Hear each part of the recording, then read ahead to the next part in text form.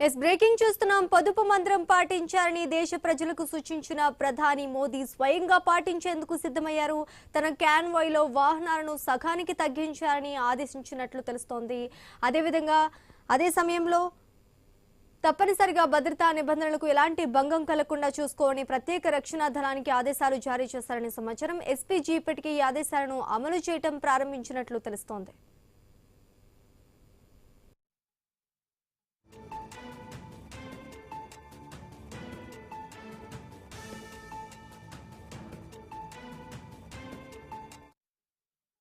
పాటించాలని దేశ ప్రజలకు సూచించిన ప్రధాని మోదీ స్వయంగా పాటించేందుకు సిద్ధమయ్యారు. తన క్యాన్వాయ్లో వాహనాలను సగానికి తగ్గించాలని ఆదేశించినట్లు తెలుస్తోంది.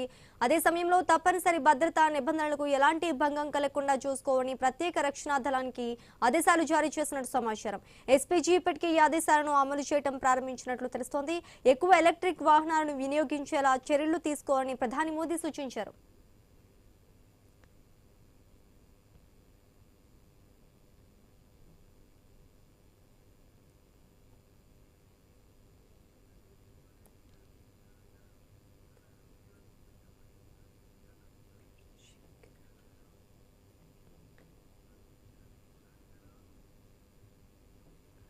పొదుపు మంత్రం పాటించాలని దేశ ప్రజలకు ప్రధాని మోదీ సూచించిన స్వయంగా పాటించేందుకు సిద్ధమయ్యారు. తన క్యాన్వాయ్లో వాహనాలను సగానికి తగ్గించాలని ఆదేశించినట్లు తెలుస్తోంది. అదే సమయంలో తప్పనిసరిగా భద్రతా నిబంధనలకు ఎలాంటి భంగం కలగకుండా చూసుకోవాలని ప్రత్యేక రక్షణ దళానికి ఆదేశాలు జారీ చేశారని సమాచారం. ఇక ఇదే అంశానికి సంబంధించి మరింత సమాచారం మా బ్యూరో చీఫ్ కిరణ్ అందిస్తారు. కిరణ్, ప్రధాని మోదీ మరో అంటే పొదుపు మంత్రం అనేటువంటి సరికొత్త కార్యక్రమానికి కూడా శ్రీకారం చుట్టారు. అయితే ఇటీవల తెలంగాణలో పర్యటించినటువంటి మోదీ ప్రజలకు కొన్ని ప్రతి ఒక్కరు కూడా డబ్బులు ఆదేశించుకోవాలని, పొదుపు చేసుకోవాలని కూడా పిలుపునివ్వడం జరిగింది. విపరీతంగా పెరుగుతున్నటువంటి నేపథ్యంలో ఆ ధరలు అంటే బంగారం ఎవరు కూడా బంగారం కొద్ది రోజుల వరకు కొనొద్దని కూడా పిలుపునిచ్చినటువంటి నేపథ్యంలో ప్రస్తుతం అయితే మోదీ వ్యాఖ్యలు వ్యక్తమవుతున్నాయి.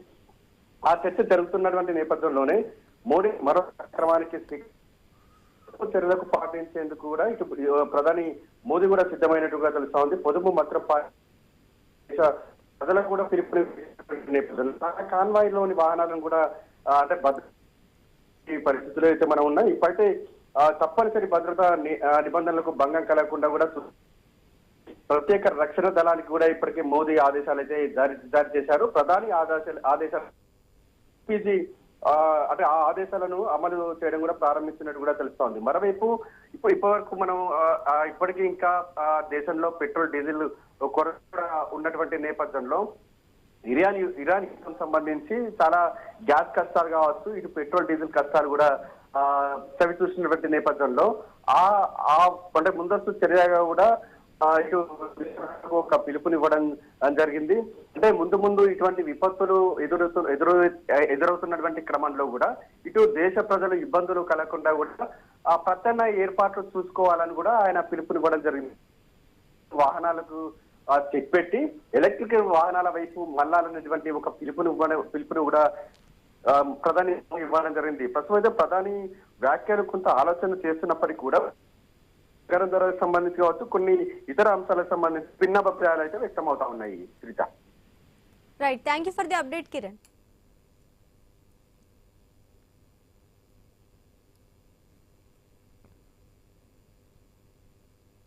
ప్రపంచ ఆర్థిక